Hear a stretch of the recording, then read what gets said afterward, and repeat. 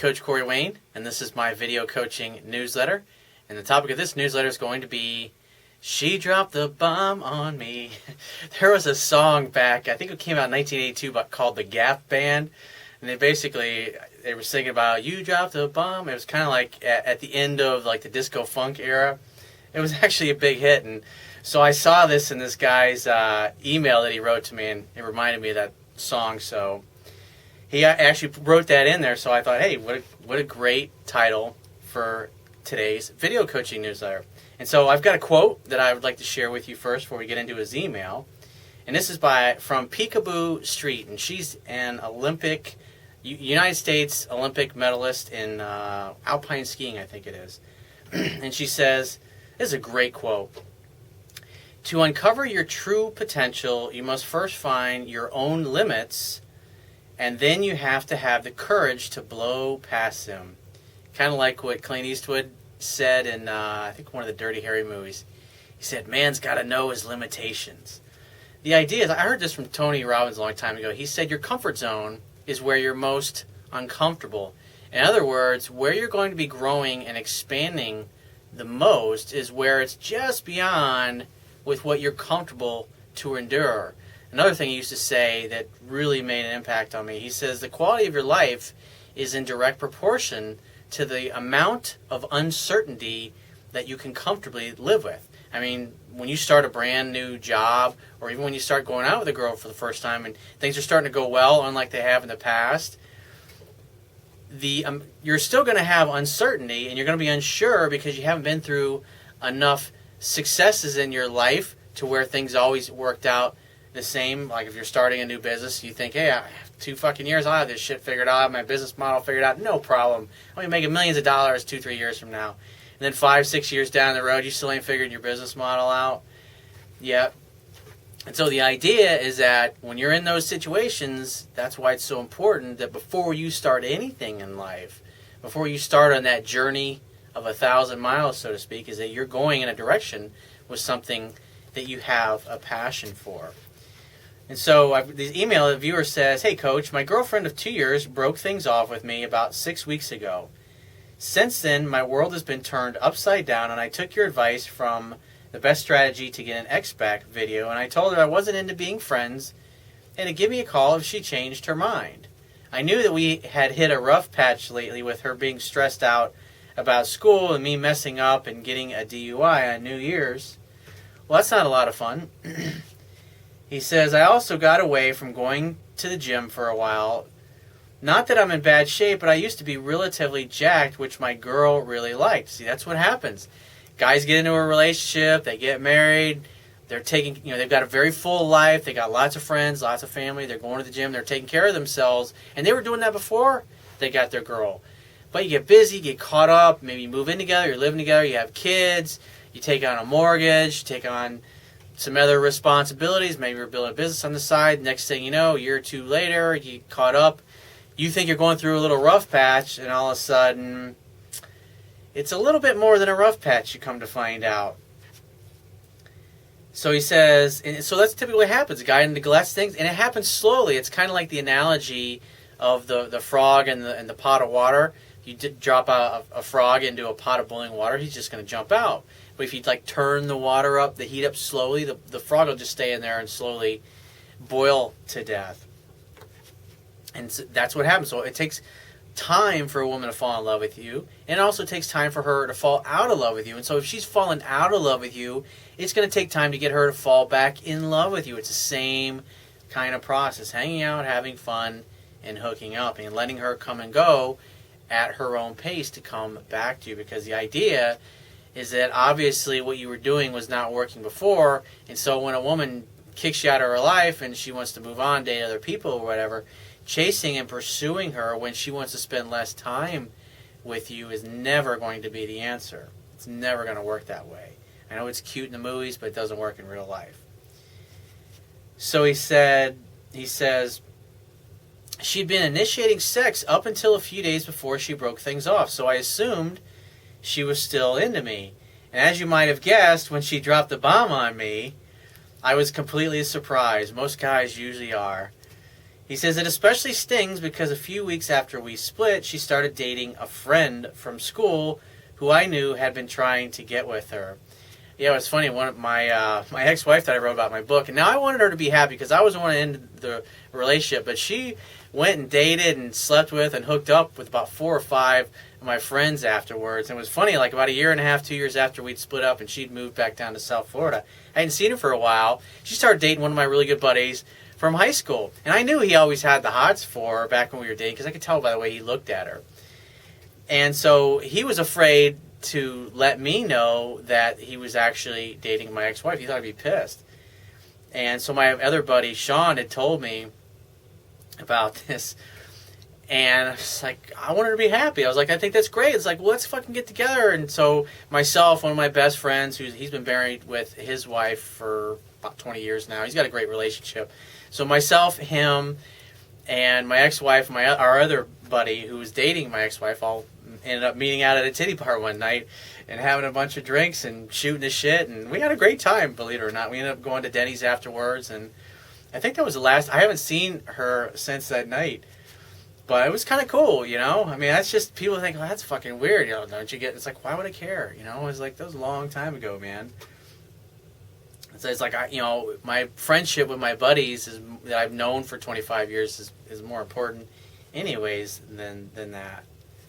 So plus, it's like, I'm just at a point in life, it's like, if a relationship ends, I want the person to be happy. I'm really sincerely happy for them. I've had a lot of my ex-girlfriends over the years that I end up giving them dating advice and helping them when they run into issues with their boyfriends or their husbands, and in some case for the ones that are married. I want them to be happy, you know? It's like, I mean, shit, dude, life's too short to be angry and pissed off.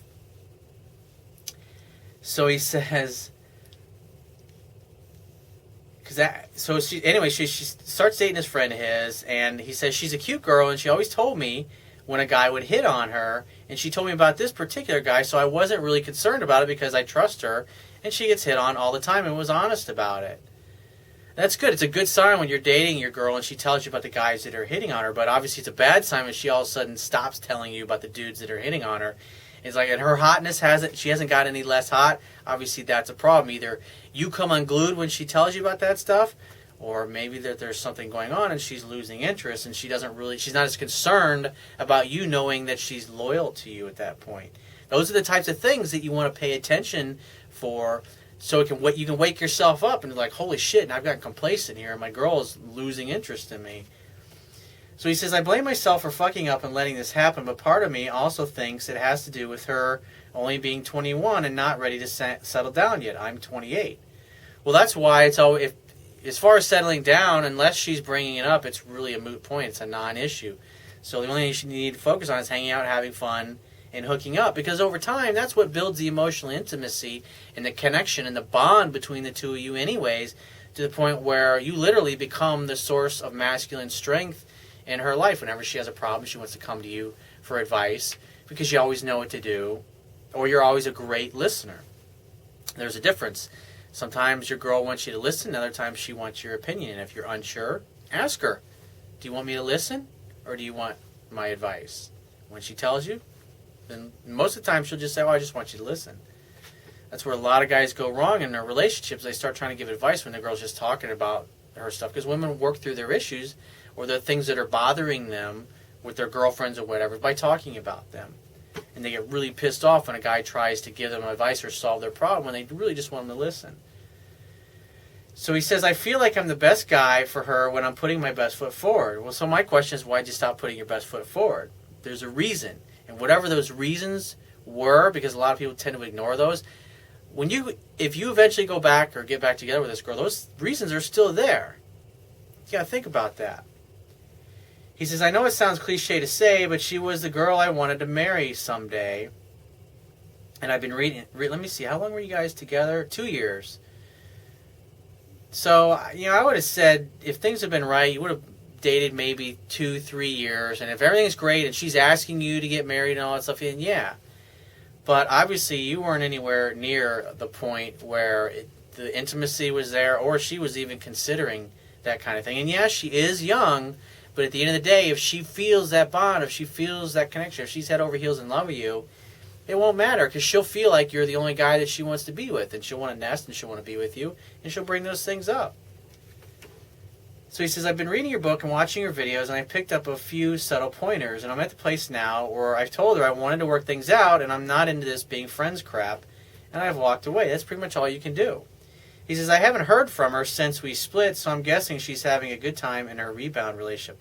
Yeah, she was probably lining that situation up a couple of weeks before she decided to do you in. Just hanging out with them as friends, of course. That's usually what they'll typically say in those cases. But the sex doesn't start until as soon as you've gotten dumped, basically. Like, your buddy's in bed, waiting to give her the old flesh rock, and she's on the phone giving you the final heave-ho. I mean, I'm being facetious, but I mean, sometimes it really does happen like that. So he says, I know it's not totally hopeless considering that 97% of the dudes out there don't know jack shit about women, especially 21-year-old dudes, but right now it feels hopeless. Since the breakup, I've been focusing on my purpose and landed a good finance job. That's awesome. You're getting back to focusing on the things that made you really attractive to her in the beginning. And that you should always do that regardless of whether you're in a relationship or you're single. Your purpose, your mission in life should always be your number one priority.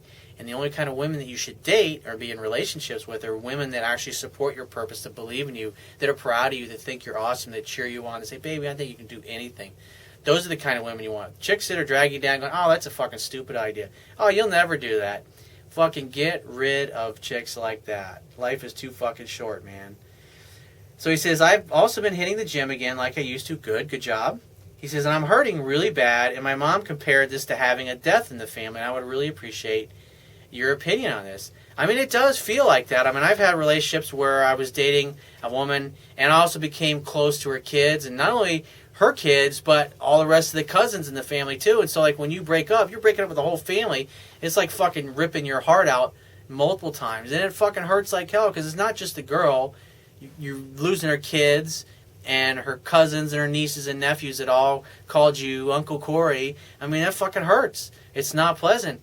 It's not a lot of fun. But we suffer when we want reality to be other than it is. And the best thing you can do in those situations is to find a way to be 100% present with the pain that you're feeling. So when you feel the pain of, like, you feel like somebody literally died, I mean, say that. Just say, God damn, it feels like somebody fucking died. It's like, I feel like shit right now. I feel like it's totally hopeless. And it's like, it's awesome. Isn't it great that I feel fucking hopeless? And look in the mirror and say that to yourself and smile and laugh at yourself. I mean, really express what the acute emotion is that is behind the pain that you're feeling and be totally 100% present. Exactly like children are with their emotions. If you've ever observed kids, when they stub their toe or their knee or they get hurt, they scream bloody murder. And then the parent comes over, what's wrong? They kiss the boo-boo. 5 minutes later, kids running around like nothing ever happened. Well, the child was totally 100% present with their emotions, and the parent was also present with the child, so the emotion gets totally focused on why they're hurting and acknowledged 100%. But as we get older and we become adults, we're told, oh, you're not supposed to express those emotions.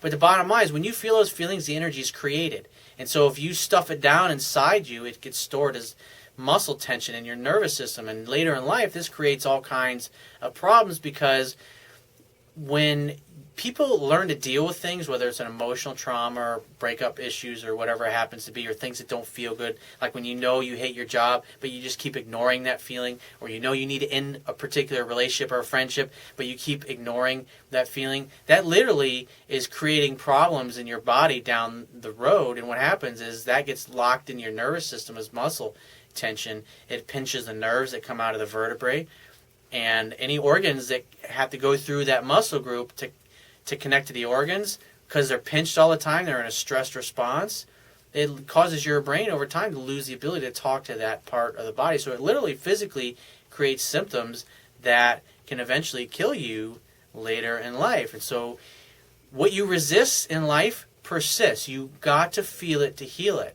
And so even if you've got to, lock yourself in your car or go to lunch and scream and yell at the top of your lungs in your car, or cry, or when you get home at night, punch your fucking pillow and scream into your pillow, whatever you're authentically feeling, and find a way to get totally present and find a way to enjoy being depressed. Say, like, isn't this fucking great that I'm so fucking depressed right now? And say it with a fucking shit-eating grin and a smile on your face. But find a way to verbalize what you're feeling exactly like a child would, because once you do that, whenever that comes up, it'll dissolve and you'll move right through it. And in the moment, when you're feeling that feeling of hopelessness, it literally will feel hopeless in that moment. It'll really fucking suck. But if you can get 100% present with that emotion, the energy of it will start to dissolve, and 5 minutes later, you're just going, God, I just felt like totally hopeless and like throwing myself in front of an oncoming train. I was thinking those things, those thoughts and emotions were popping in my mind, and now I'm thinking life is a fucking gift and it's so awesome and amazing. That's just, you gotta understand, that's just the human condition. Some emotions are really pleasant and some really suck. And the quicker you can get into it and feel those emotions, good or bad, the quicker they're gonna move through and dissolve, and you can get back to feeling good about it yourself. Because what the typical person does, in your case, is what do? They go out and they drink, and they sit around with their friends, and they feel sorry for themselves, and they just sulk on it, and they focus on, oh, I wish I could get this girl back. Oh man, I gotta find a way to get this girl back. I gotta do something. I gotta call her. And so they start focusing on all these actions, and they get all these mental gyrations instead of getting 100% completely present with the emotion before they go hang out with their buddies. You know, that way, if you deal with the pain and the emotion at home, then you go out with your buddies. It's like fucking party like a rock star, fellas. Let's have a good time. It was like, I don't want to talk about the ex. Let's have a great time and let's meet some fucking girls. I'm in a good mood. I'm a new dude with a new attitude. Let's fucking party. And that's what you need to focus on to get past it. And what will happen is over time, the more that you can do that, you can authentically be present with those feelings of like somebody died in your family. Like that's the kind of shit that you feel when you have a breakup. The more you do it, over time, over the weeks and the months as they go by, the charge of that emotion will have less and less of an effect on you, to the point being where one day you'll be sitting there and you'll feel emotion. You'll feel like, God, I feel like crying. I miss this girl, this person in my life. And then like 10 seconds later, it's gone. And it'll hardly affect you at all. But that's what happens over time. You got to feel it to heal it. It's what you resist persists. So get into the emotion. Be excited about whatever the emotion is. And say, I'm fucking so depressed. Isn't this great? Give me a fucking beer. Let's have another beer. And joke around, laugh about it, but you just got to express it. It's the only way to move past it. Because like I said, otherwise it gets stored as nervous tension or muscle tension in your nervous system. It just makes it very hard to move past, because life is a gift. I mean, at the end of the day, you can get hit by a bus tomorrow. And so might as well get your ass out there and enjoy life. Keep doing what you're doing. I think it's great how you're focused on your purpose. You're focused on going back to the gym and doing all of these things. These things are essential. And then just get out there. Circulation is the key to life. Even if you go out and you say, you know what, I don't want to meet anybody tonight, but I'd really like to just talk to a lot of different women. Go out and apply what I teach in the article, how to get women to approach you first. And you can just hang out with your buddies all night long and shoot the shit and enjoy each other and talk to girls all night long. And you'll have chicks that'll be giving you their phone number, they'll be asking you for theirs. It's really fucking simple. If you just do what's in there, and you go home at the end of the night, you'll feel like $1 million. You're like, fuck, I got lots of options here. I talked to 10 fucking hot girls. And you go out enough, it's like you'll forget about that girl, the ex, in a pretty quick, short order of things. Because at the end of the day, what's going on is you have a scarcity of poverty mind. It's like, oh my God, I'm never going to find anybody that good again. Oh my God, I'm going to be single for the rest of my life. And there's just fears. Just like Dale Carnegie said, fear does not exist anywhere except in the mind. Something to think about. So if you have a question you want to ask me, go to my website, click the Contact Me tab on the left-hand side of your screen, send me 1 to 2 paragraphs max. Just give me several weeks to get back to you with a response. And make sure you use proper punctuation and sentence structure. Don't put a bunch of abbreviations and language and innuendo and stuff that, I don't have time to figure something out. I want to be able to read something and it be legible. So I'm happy to answer your emails, but it's got to be where I can read it, not where it takes me a half hour to figure out what you're trying to communicate to me. But be patient, and I answer emails in the order in which they're received. And so if you want to get my help personally, the quickest way to get my help is to go to my website, click the Products tab at the top of your screen, and book a paid phone coaching session. And I will talk to you soon.